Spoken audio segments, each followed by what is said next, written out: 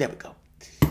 Let's do the news. I just want to give a picture. I'm not going to keep this video long because I may have one or two other videos I want to do, but I want to give a picture of what is taking place right now abroad. It is astonishing on so many levels. I feel like it's strangely surreal to be part of a situation where the countries provoke a conflict, real world, physical matter reality conflict. And in doing so, then throw an economic war.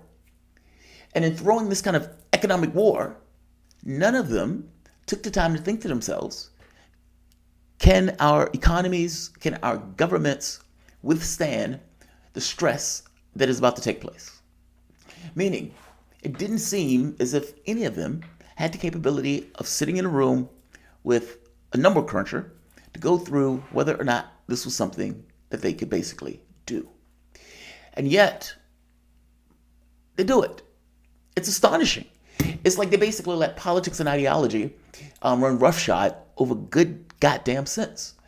And because of that, they decided to follow a 30% something, barely there man, from the U.S. And keep in mind, the U.S. is not necessarily even overtly affected in the way that Europe is overtly affected. Yes, we're paying much more for gas and everything else. Our industries are reeling on some level. But all things being equal, Europe is in much worse shape. Whatever happens at this point, it's going into recession. The euro, at this point, is probably going to go below the dollar. And when I was traveling, I think it was several years ago, €1 equals to like $1.25. £1 equal to, I think, $2, and then it was $1.50. But the point is, it's losing its value because of the damage to Europe based on the policies that they decided to initiate. Economic war. Economic war. The entire point of sanctions is to basically destabilize the population. Oftentimes, you get leaders who will stand up and say, we have nothing against the population. We're just putting sanctions on your country because of your bad leader. Okay, fair enough. But why do you think the sanctions are going to have any effect? The sanctions are going to have an effect in their heads by damaging the population to such a degree that the population rises up and take out the leader. And yet it doesn't really work that way in practice. Well, the entire point of Western policy at this point was to isolate, target, and to destroy the Russian economy. The problem, from their standpoint, is that Russia had been sanctioned for so many years that for all intents and purposes that they were mostly insulated, meaning they were self-sufficient because they had to be self-sufficient. So yeah, the economy takes a hit. By the same token, when they respond, the Western economies in no way can tolerate it because they have a resource that those economies need. And that's another question nobody seems to ask. Hey, if we initiate a war with a country that is providing us a resource that we literally can't do without, where our industries can't function, our lights can't stay on, we can't get heating. If we initiate a war like that, will there be consequences? Will there be consequences? Nobody seemed to have answered that question. Well, the answer is yes, there will be consequences. So right here, this is on the ground. I think this is on the 3rd of July. Luhansk has been, from the Russian perspective, liberated. Ukraine and their morale for those troops are basically going down and deteriorating. And they're losing at an ever-accelerating rate. They're getting closer to Kramatorsk. This is, I think, Bakhmut.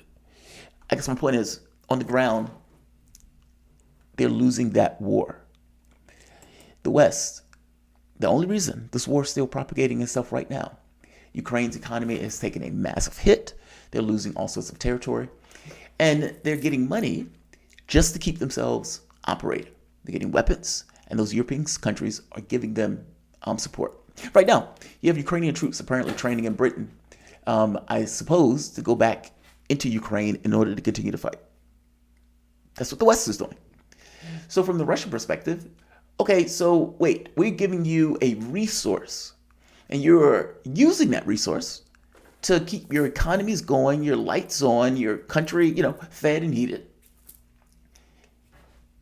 And then you're, with the money from that resource, sending money to Ukraine in order to kill us. Why would we do that? And again, that's another question that you would have thought Western leaders would have asked at some point. Would Russia keep supplying us this vital resource if A, we're not going to pay for it, which is utterly absurd that they would even go think that, and B, if we are doing things to materially hurt them? Well, Lloyd Austin basically came out and said the objective was to basically degrade Russia. We need to take them down a peg. And so this question of whether or not they were using the materials and everything else to kill Russians, the answer is obvious, yes. Ukraine was basically a tip of the spear in order to go after Moscow and basically Western interests. Okay, fair enough. But at this point, this war is no longer just material. It's material, but it's also economic.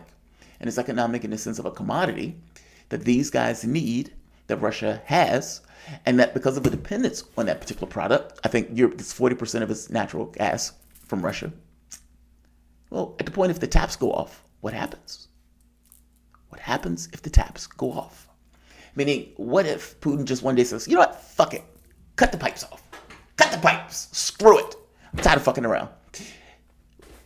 Well, something like that is about to happen, but it's not that.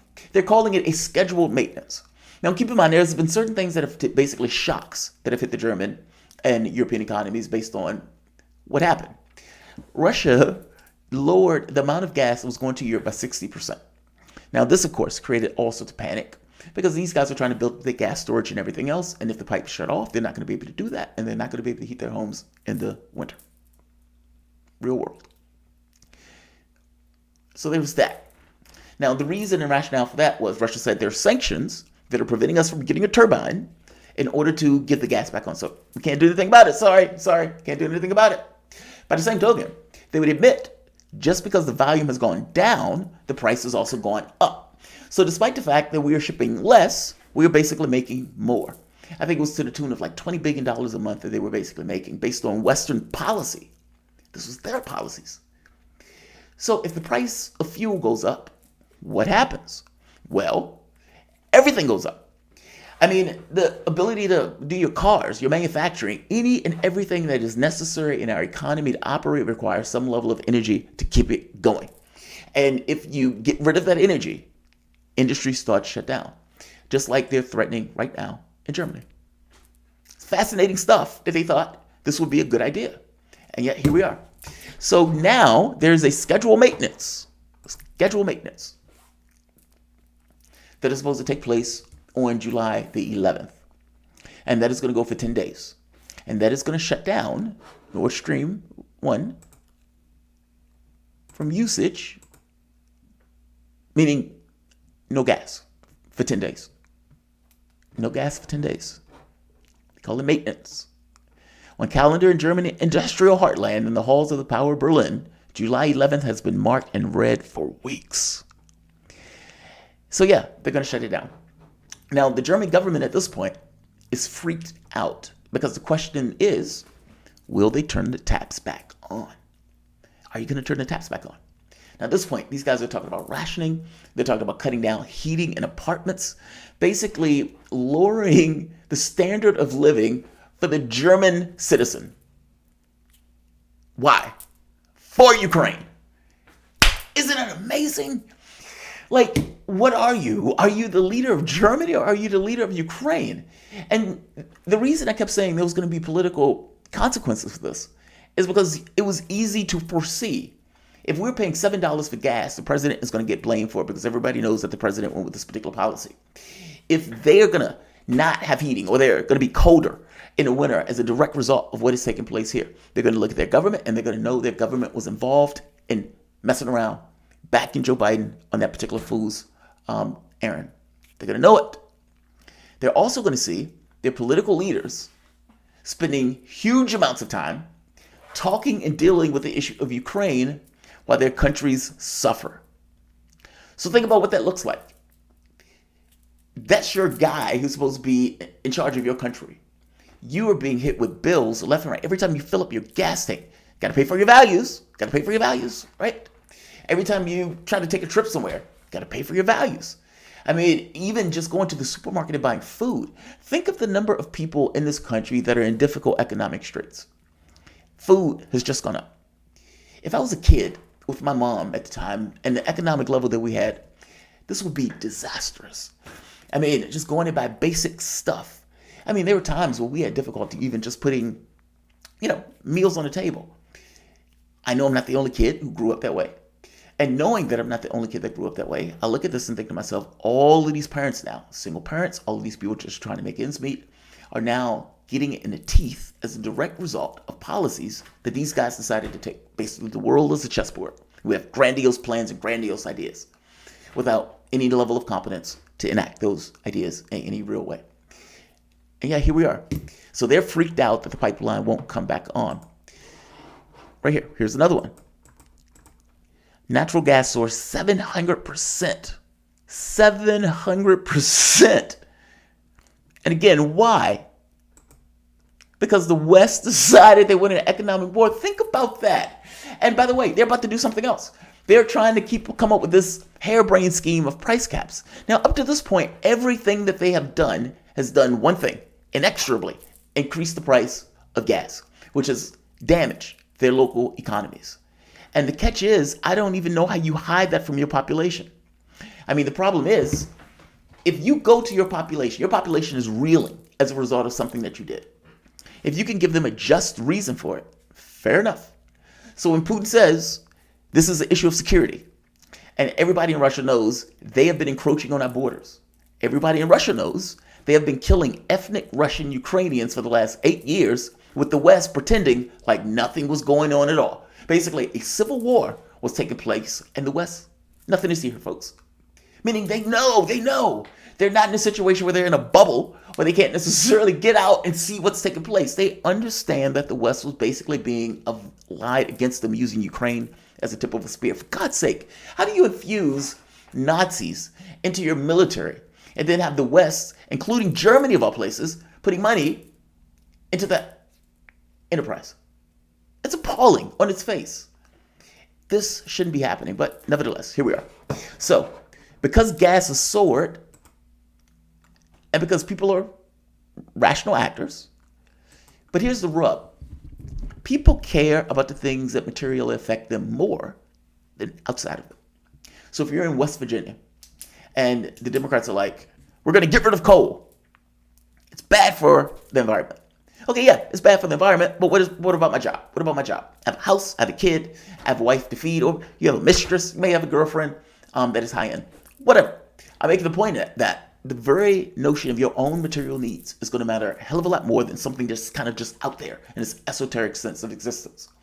And so, if the people in those countries, even if they accept what you're telling them, meaning, let's say the worst expression of what is taking place, Vladimir Putin just wants to take all of Europe, and so he is invading Ukraine, and then he's going to move into other countries.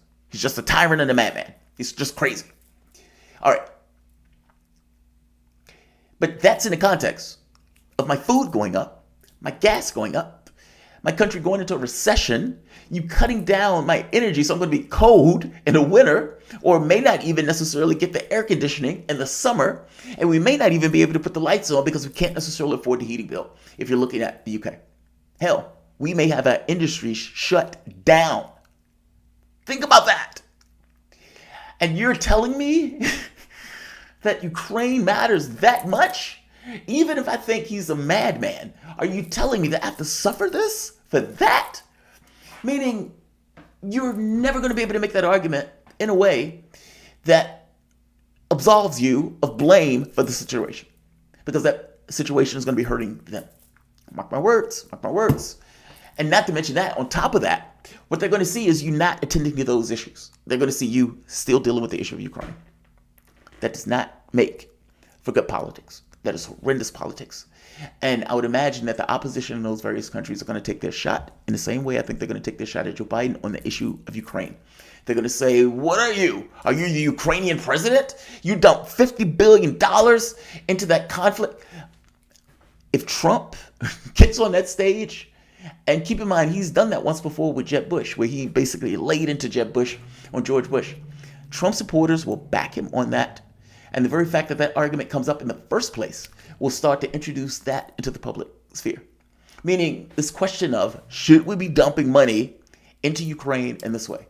Should we be spending $50 billion? Do you know how many homeless people on the streets of Washington, D.C.? And yet, $50 billion. Again, that does not make good politics. They see Joe Biden rummaging around, talking about Ukraine constantly, while the population itself suffers. Joe Biden's approval ratings at 38% at this point? And those European leaders decide to follow him off of a cliff. It's astonishing. And yeah, the political turmoil has started. This is Olaf Scholz, 36% in Germany. 36%. 36%. Macron loses his majority. Mélenchon is anti-NATO. That was one of the guys that was basically bringing in the coalition of lefty parties.